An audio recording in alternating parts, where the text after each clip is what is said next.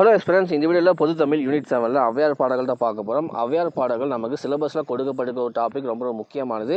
ஔவையார் பாடல்கள் வந்து புதிய புத்தகம் பழைய புத்தகம் ரெண்டுலையுமே இருக்குது. இந்த வீடியோவில் 6ஆம் வகுப்பு பழைய புத்தகம் பருவம் 2 புறநானூற்றில் கொடுக்கப்பட்டிருக்க ஔவையார் பாடல் தான் பார்க்க போகிறோம். ஸோ கண்டிப்பாக இதோட யூஸ் ஆகும். ஸ்கிப் பண்ணாமல் கடைசி பாருங்கள். அதுக்கு முன்னாடி டிஎன்பிஎஸ்சி குரூப் 4 குரூப் எக்ஸாமுக்கு டெஸ்ட் பேட்ச் வந்து கண்டக்ட் பண்ண போகிறோம். டெஸ்ட் பேட்சில் பார்த்தீங்கன்னா பொது அறிவு, கணிதம், நடப்பு நிகழ்வு வந்து கேள்விகள் கேட்கப்படும்.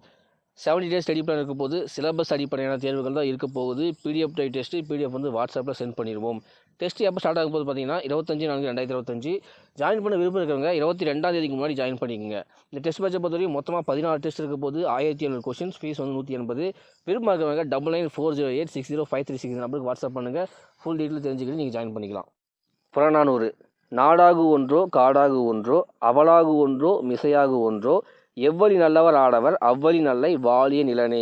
ஸோ இந்த பாடலோட பொருள் பார்த்தோம்னா, நாடாகு ஒன்றோ காடாக ஒன்றோனா நாடாக இருந்தால் என்ன, காடாக இருந்தால் என்ன.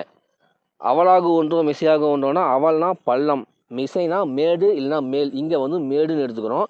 அப்படின்னா பள்ளமாக இருந்தால் என்ன, மேடாக இருந்தால் என்ன. எவ்வழி நல்லவர் ஆடவர், எங்கே ஆண்கள் நல்லவர்களாக இருக்கிறார்களோ அவ்வழி நல்லை வாழிய நிலனே, அங்கே நீயும் நல்லதாக இருக்கிறாய், நிலமே நீ வாழ்க அப்படின்னு சொல்லிட்டு ஔவையார் வந்து சொல்கிறாங்க. இதுதான் இந்த பாடலோட கருத்து. அடுத்து வந்து வினாக்கள் பார்க்கலாம். அவள் என்ற சொல்லின் பொருள் பள்ளம், அவள் என்ற சொல்லின் பொருள் பள்ளம். மிசை என்ற சொல்லின் பொருள் மேடு, மிசை என்ற சொல்லின் பொருள் மேடு. ஆடவர் என்ற சொல்லின் பொருள் ஆண்கள், ஆடவர் என்ற சொல்லின் பொருள் ஆண்கள்.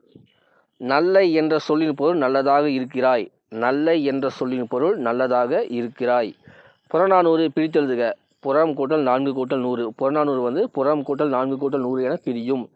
புறநானூறு டேஷ் நூல்களுள் ஒன்று, 8 தொகை நூல்களுள் ஒன்று. புறநானூறு 8 தொகை நூல்களுள் ஒன்று. சங்க நூல்கள் எவை? 8 தொகை 10 பாட்டு. 8 தொகை மற்றும் 10 பாட்டு வந்து சங்க நூல்கள்.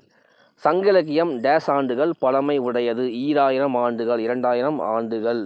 சங்க இலக்கியம் 2000 ஆண்டுகள் பழமை உடையது.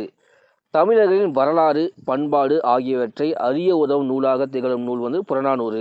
தமிழர்களின் வரலாறு பண்பாடு ஆகியவற்றை அறிய உதவும் நூலாக பயன்படும் நூல் புறநானூறு.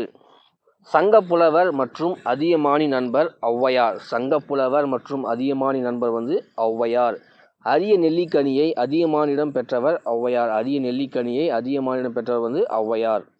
சங்ககால பெண் புலவர்களில் மிகுதியான பாடல்கள் பாடியவர் ஔவையார். சங்க காலத்தில் இருந்த பெண் புலவர்களில் மிகுதியான பாடல்களை பாடியவர் வந்து ஔவையார்.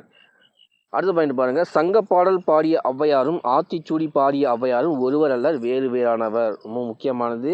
சங்க பாடல் பாடிய ஔவையாரும் ஆத்திச்சூடி பாடிய ஔவையாரும் ஒருவர் அல்லர் வேறு வேறானவர்கள். ஸோ அவ்வளோதான். 6ஆம் வகுப்பு பழைய புத்தகம் புறநானூற்றில் கொடுக்கப்பட்டிருக்கிற ஔவையார் பாடல்களை பார்த்துட்டோம். இந்த வீடியோ கண்டிப்பாக யூஸ் ஆகும். நம்ம யூஸ் வந்து ஒரே ஒரு லைக் கொடுத்துருங்க. நம்ம சேனல் சப்ஸ்கிரைப் பண்ணிங்க. இந்த பேஜையும் ஃபாலோ பண்ணிங்க.